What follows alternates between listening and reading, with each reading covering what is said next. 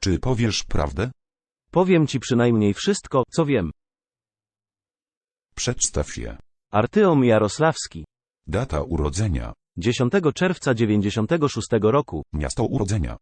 Miasto Elabaga, Tatarstan. Tatarstan. Jaką religię wyznajesz? Islam. Czy jesteś zmobilizowany? Nie, jestem żołnierzem. Profesjonalny? Tak. Kontrakt? Tak. Kiedy podpisałeś umowę? 10 kwietnia 21. Ile razy odwiedziłeś? Raz. To zabawne. Kiedy? 19 grudnia. Który rok? 22. Kontrakt z 21 roku? Tak. Czy służyłeś już wcześniej? Tak, służyłem. Gdzie? 3. oddzielna brygada. To mi nic nie mówi. To znaczy, gdzie się znajduje? Miasto Toliatti.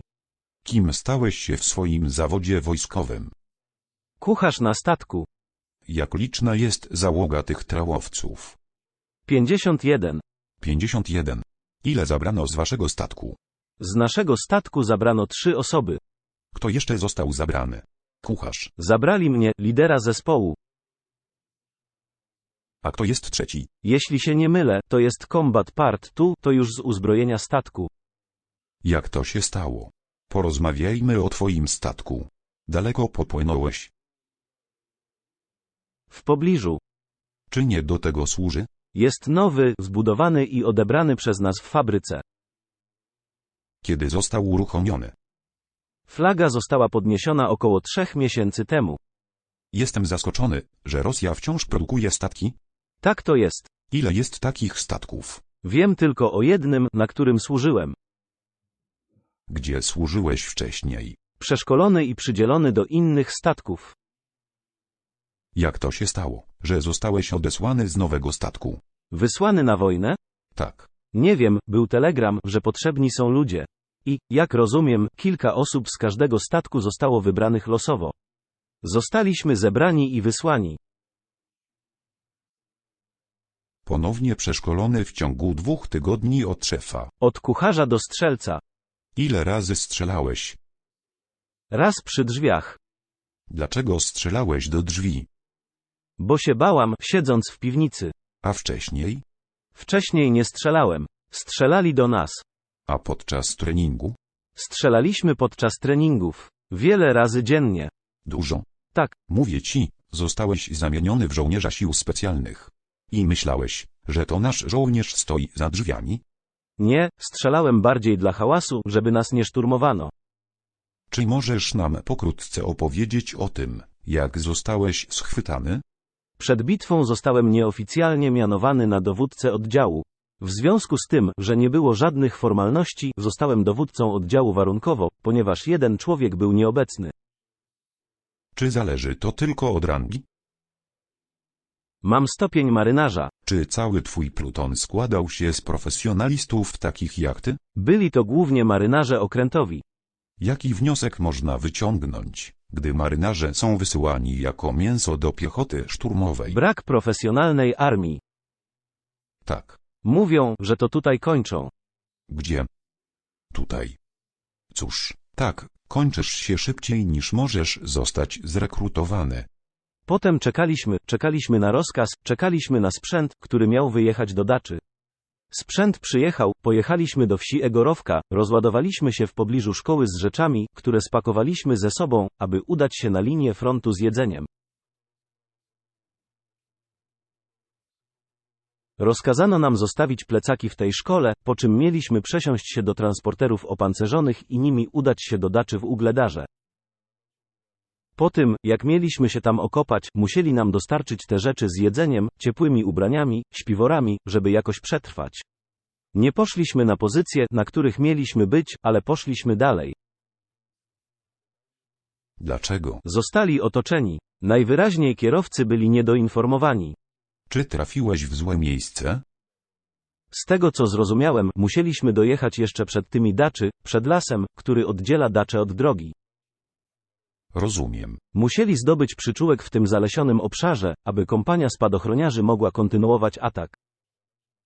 Ale udało nam się przedostać przez las i desantową kompanię szturmową, wystrzeliliśmy pociski i rozładowaliśmy się. W moim pojeździe opancerzonym było 12 ludzi, 3 przeżyło, w tym ja.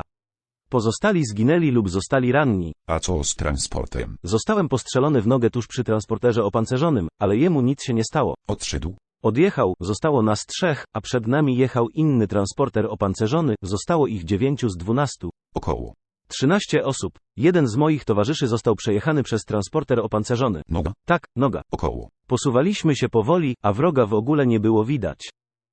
Ale wszędzie były strzały? Gdy jechaliśmy równolegle do pasa lasu, byliśmy ostrzeliwani, ale nie było wiadomo skąd.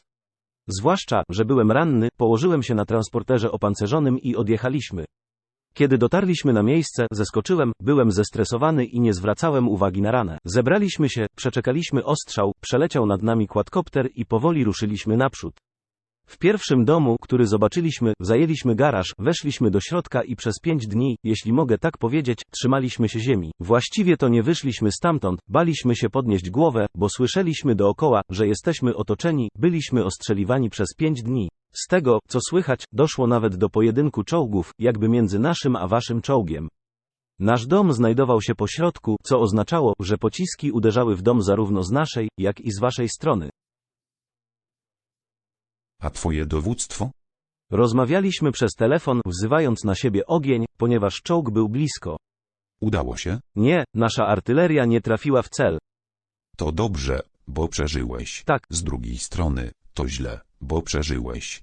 Była próba ataku z waszej strony, najpierw rzucono granat, który nas nie trafił, a potem wasi żołnierze weszli do garażu.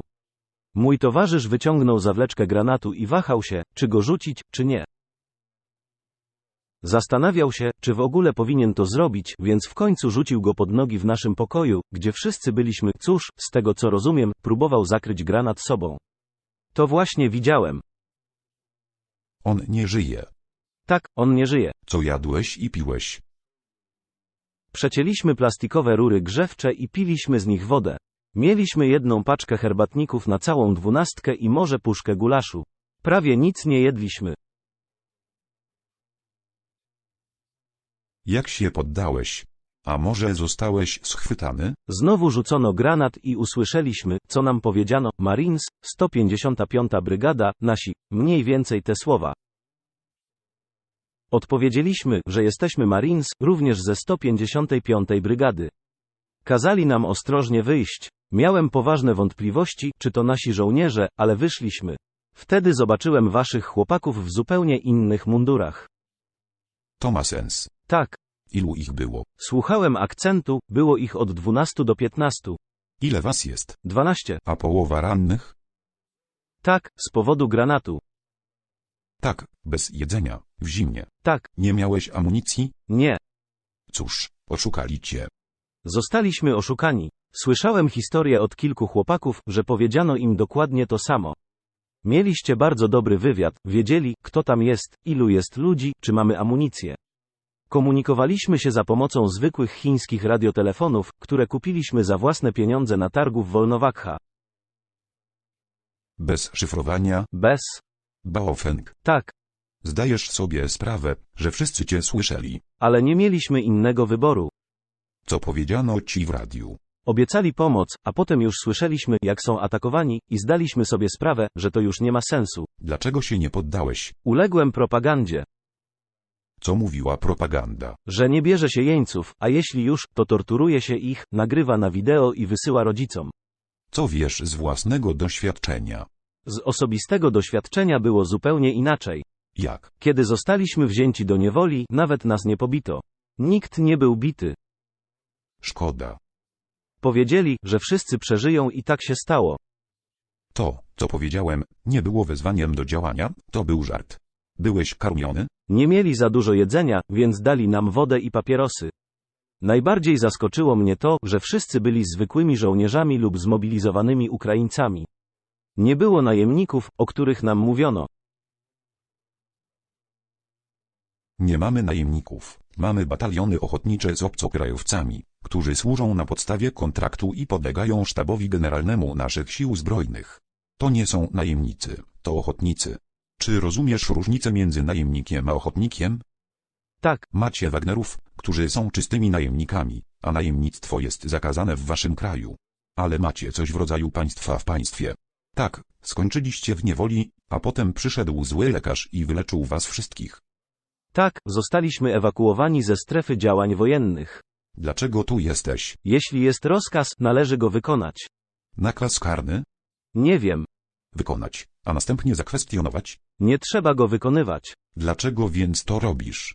Co do tego nakazu, nie mogę powiedzieć, czy jest on karalny, czy nie. W jakiej służbie jesteś? Jak się nazywa? Ministerstwo Obrony. A co z uczciwym? Jak powinien się nazywać? Nie wiem. Ministerstwo Ataku. Zaatakowałeś nas. A może nie? Podaj mi jakąś wersję. Pewnie zaatakowaliśmy. Powiedziałeś to tak, jakbym cię do tego zmusił. Spróbuj mi wyjaśnić, jak można inaczej interpretować to, co się teraz dzieje. Nie mogę. Albo nie chcesz. Jakiego kraju jesteś obywatelem? Federacja Rosyjska. Na jakim terytorium jesteś? Ukraina. Przyjechałeś tutaj. Czy nasza Straż Graniczna podbiła ci paszport? Nie. Masz szczęście, że nie zginąłeś. Pomoc została udzielona. Byłeś karmiony i leczony. Tak. Powiedziałeś, że jesteś muzułmaninem. Tak. Co Koran mówi o wojnie? Jesteś pobożnym muzułmaninem czy Nie jestem zbyt religijny. tradycyjny muzułmanin, Tak, tradycyjne. więc jesteś tylko muzułmaninem. Czy kiedykolwiek byłeś w meczecie? Z pewnością. Czy czytałeś Koran? Nie. Czy wiesz, że na Ukrainie jest wielu muzułmanów? Tak, oczywiście. Że muzułmanie nie mogą zabijać muzułmanów? Nie mogą. Dlaczego? Wiesz, że w ukraińskich siłach zbrojnych jest wielu muzułmanów. Mamy wolność wyznania, każdy robi to, co uważa za stosowne. I jest napisane w Koranie. Zabraliśmy jeńców do meczetu, czy jeszcze nie wiecie? Nie. Warto o to zapytać. Rozmawiali z muftim, a on przeczytał z Koranu, co by się stało, gdyby muzułmanie zabijali się nawzajem podczas wojny. Mufti powiedział muzułmanom prosto w twarz. A mufti to najwyższy stopień. Mówi, bezwstydnie zabiłbym was wszystkich na polu bitwy. Powiedział, czym jest dżihad, o co muzułmanie mogą walczyć, a o co nie mogą walczyć. Zabijacie tutaj wielu muzułmanów, niszczycie meczety, czyli domy Allaha. Zahaczyłem o twoje uczucia czy nie? Kiedy tu przyjechałem, zobaczyłem coś zupełnie innego. Co ci powiedziano? Mówili, że tu jest dużo nazistów, nie ma ukraińskich żołnierzy, walczy tu dużo najemników, mówili też o niewoli. O języku rosyjskim. Tak i oni to powiedzieli. W jakim języku tu mówisz? Rosyjski. Czy wiele osób mówiło po ukraińsku? Rzadko po ukraińsku. Mówili po rosyjsku, kiedy zorientowali się, że nie rozumiesz ukraińskiego. Znasz język tatarski? Tak. Czy potrafisz pisać? Tak. Pytam, ponieważ wiele osób w ogóle nie zna swojego języka ojczystego. Moim językiem ojczystym jest tatarski. Jaki jest język w szkołach? Tatarski i rosyjski. Co z nauczaniem?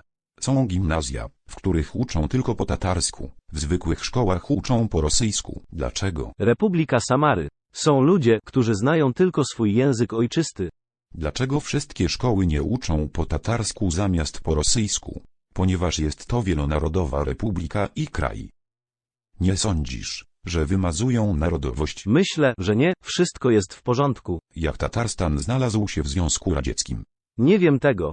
Nie wiem. Bardzo głęboki. Wszystko, co jest niewygodne, nie wiesz lub nie wiesz w sposób, który był prawdziwy. Cześć. Cześć. Cześć. Twój syn jest w niewoli. Tak, wiem. Nazywam się Dimitri i jestem dziennikarzem. Jeśli chcesz porozmawiać ze swoim synem, potrzebuję twojej zgody na nagranie i publikację wideo. Zgadzam się. Komunikuj się i nie mów, gdzie jesteś. Cześć, mamo. Witaj, synu. Jak leci? Chcę, żebyś się nie martwił. Skontaktowałem się z jednostką wojskową i Ministerstwem Obrony. Powiedziałem im, że jesteś jeńcem wojennym. W porządku, nie martw się. Powinni o tym wiedzieć, w porządku. Tak. Jestem nakarmiony, jest ciepło, jest woda. Nie martw się, wszystko jest w porządku. Dobrze. Najważniejsze, nie martw się, wszystko będzie dobrze. Jest wymiana, sam to widziałem, nie martw się. Ostatnio była wymiana. Mam nadzieję, że dostaniesz się na kolejne listy i też wrócisz do domu. Ostatnio była wymiana, byli tu ze mną faceci. Nie martw się. Dobrze. A kto ci powiedział, że jestem w niewoli? Widzieliśmy wideo. Kiedy przestałeś się komunikować, zaczęliśmy cię szukać. Potem zobaczyliśmy wideo na Telegramie i stamtąd dowiedzieliśmy się o tobie. Nie jestem niepełnosprawny, nie martw się. Widziałam, cieszyłam się, że żyjesz i że u ciebie wszystko w porządku. Co najważniejsze, trzymaj się i nie martw się, dobrze? Już dobrze, nie martw się o mnie. Najlepsze, co mogło mi się przytrafić, stało się. Zgadzam się z tobą w 100%. Patrzeć. Hej Wika, co u dzieci? Cześć, ciociu Ira, cześć. Czy wszyscy są tutaj? Wszyscy tu jesteśmy. Brakuje tylko ciebie. Wszystko będzie dobrze. Mam nadzieję, że wrócisz. Oczywiście wszystko będzie dobrze. Wszystko, jeśli będziemy mieć możliwość kontaktu w przyszłości, to wyślę ci wiadomości głosowe lub zadzwonię. Dobra, wiesz, że zawsze jestem dostępny. W miarę możliwości proszę o kontakt. Jestem zawsze w kontakcie. Pocałuj wszystkich ode mnie. Nic mi nie jest, nie martw się. Jest pytanie. Czekać. Czy mogę zadać ci pytanie? Pytanie. Tak, oczywiście. Co ludzie mówią o wojnie? O moim synu. Nie, o wojnie. Wszystko jest dobrze z twoim synem. Ja, jako matka, mogę wam powiedzieć, że jestem przeciwko wojnie. Chcę żyć w czasie pokoju, aby wszystkie wasze dzieci wróciły do waszego domu. Aby mój syn wrócił do mnie. Jesteśmy w domu. Dlaczego twój syn przybył, aby zabijać Ukraińców i innych muzułmanów mieszkających na Ukrainie? Myślę, że nie poszedł zabijać, poszedł na rozkaz. Pod względem? Przyszedł tu z bronią. Wykonywał rozkazy. Na rozkaz Ministerstwa Ataku wysłał go, by zabijał innych ludzi. Czy uważasz, że zabijanie innych ludzi jest w porządku? To jest bardzo złe i nienormalne. Dlaczego w ogóle pozwoliłeś swojemu synowi iść na wojnę? Dlaczego to zrobiłeś? Nie pozwoliłam mu odejść i nie pozwoliłabym mu nigdzie odejść ode mnie. Ale on chciał zobaczyć świat, chciał służyć na statku. Był kucharzem, tak się złożyło, że wysłano ich tam na zamówienie. Dlaczego potrzebujesz naszego kraju? Co robią w naszym kraju siły okupacyjne Federacji Rosyjskiej? Wiesz, jestem bardzo daleko od polityki. Mieszkam w domu i pracuję w moim małym miasteczku. Wychowałam dzieci i bardzo chcę, żeby nastał pokój i żeby nie było wojny. Na kogo głosowałeś? Szczerze mówiąc, nie chodzę na wybory. Więc wspierasz swojego krwiożerczego dziadka mordercę, swojego króla, który nie może się powstrzymać od 90 roku, kiedy po raz pierwszy doszedł do władzy. Rosja walczy od pierwszych dni swojego istnienia. 2 wojny czeczeńskie, Gruzja, Ukraina, Abchazja. Ile osób zabijesz? Jesteście gorsi niż faszyści. Jeśli nie głosujecie, to popieracie. To przyzwolenie. Znasz ten termin, jeśli jesteś związany z prawem. 140 000 takich jak on zostało już zabitych. Siedział w piwnicy przez 5 dni, pijąc wodę z akumulatora, bez jedzenia. Może już coś robisz? Kiedy twój król umrze? Kiedy podniesiecie głowy? Brakuje ci miejsca i środków? Nie zniszczycie Ukrainy, zabijemy i zniszczymy was wszystkich. Czy mówię coś nie tak? Dlaczego moje dziecko nie chodzi do szkoły przez rok? Dlaczego codziennie mamy ostrzał pokojowych miast? Dlaczego nasze dzieci siedzą w piwnicach, a u was tam wszystko w porządku? Nie widział tu ani jednego nazisty. Kogo przyszliście zabić? Nienawidzisz tego słuchać. Współczuję twoim dzieciom. Chcę, żebyście zrozumieli, że wasz syn jest okupantem i mordercą. Jest rabusiem, ponieważ byli w obcym domu, kiedy zostali wzięci do niewoli. Ta marka będzie ci towarzyszyć przez całe życie. I siedzisz sobie spokojnie w ciepłych domach ze światłem, gazem i elektrycznością i cieszysz się, że stary dziadek coś ci mówi. Co to jest denazyfikacja? Powiedz mi, jesteś wykształconą osobą. Twój syn przyszedł wykonać rozkaz. Demilitaryzacja i denazyfikacja. Powiedział to Putin 23 lutego. Niedługo minie rok od wybuchu wojny. Nie znam znaczenia tego słowa. Co Koran mówi o zabiciu muzułmanina przez muzułmanina? Nie można tego zrobić w Koranie ani w innych religiach. Dlaczego twój syn łamie Koran? Zabraliśmy jeńców do muftiego w meczecie. Ten film obejrzy wiele osób, na 100%. Mówią, że chciał rzucić palenie, ale mu nie dali. Twój syn tego nie powiedział. A kto ci tam mówi? Czy mogę porozmawiać? Może osoba odpowie na pytania? Widzę, jak nieprzyjemne i niewygodne jest dla ciebie mówienie. Jesteś ode mnie starszy, ale rozumiesz, że mówię prawdę. Ale ta prawda brzmi dla ciebie boleśnie i nie możesz odpowiedzieć na moje pytanie, dlaczego nasze miasta umierają przez rok i miasta są niszczone rękami takich synów. Zginęło 140 000 ludzi, kolejne 300 000 zostało okaleczonych. Nie macie już regularnej armii, nasze siły zbrojne ją zniszczyły. Dlatego zabierają kucharzy i brygadzistów ze statków. Bosmani. I są wysyłane w korsarskich kamizelkach kuloodpornych na rzeź. Może pozwól swojej siostrze odpowiedzieć na pytanie, ona zna odpowiedzi, gdy podpowiada. Co znaczy denazyfikacja? Ona nas słyszy. Myślę, że ona też nie zna odpowiedzi. Niech powie, czy zna odpowiedź, czy nie. Ona już odeszła. Stracony. Jak 140 milionów ludzi mogło stać się zombie i słuchać starego krwiożerczego krasnoluda, który wyglądał jak Stalin. Wasz Putin jest gorszy od Stalina, gorszy. Stalin przynajmniej przykrył się ideą Wielkiej Wojny Ojczyźnianej. Chociaż Związek Radziecki był sojusznikiem nazistowskich Niemiec w 1939 roku. Putin i Rosja bezustannie toczą wojny na terytoriach. Twoje Ministerstwo Obrony powinno zostać przemianowane na Ministerstwo Ataku. Twoi żołnierze muszą zostać przemianowani na huncwotów i zabójców. Armia biednych ludzi, którzy sami kupują jedzenie, papierosy i ubrania. To było? Tak. Tak mówi, nie ja to wymyśliłem. Jeśli nie mówię prawdy, możesz się ze mną kłócić, a ja przeproszę, jeśli powiesz, że kłamie. Dlaczego uczycie w szkołach po rosyjsku, a nie po tatarsku? Mamy różne szkoły. Szkoły podstawowe, ogólnokształcące. Nie mówię o liceach, ponieważ niszczą wasz naród Tatarów. Wasza tożsamość jest niszczona, tak że wszyscy mieszacie się jak Burjaci, którzy nie potrafią pisać i mówić w swoich ojczystych językach. Może masz do mnie pytanie? Jestem ci wdzięczny, wiele się o tobie dowiedziałem w ostatnich dniach, że robisz dobry uczynek, czyli wymieniasz jeńców wojennych i pomagasz w tym. Nasze wojsko wymienia jeńców wojennych. Pomagasz temu. Pokazujemy całą niższość waszych żołnierzy i wszystko, co się dzieje, bezprawie, łamanie wszelkich zasad i zasad prowadzenia wojny. Pokazujemy prawdę i piszemy kroniki wojny. A za 10 lat historycy odwołają się do tych rozmów i odnajdą tę daczę, na której siedzieli, którą niszczyli. I to wszystko będzie rozpisane na papierze, pewnie kiedyś, jeśli ktoś będzie chciał to zrobić. Rozmawialiśmy z 600 takich jak on, trudno mi nawet użyć słowa więzień.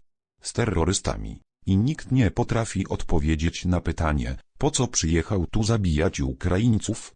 Nikt nie chciał tu przychodzić, ale bałeś się więzienia, prawda? Tak. A jeśli więzienie, to co? Wagnera.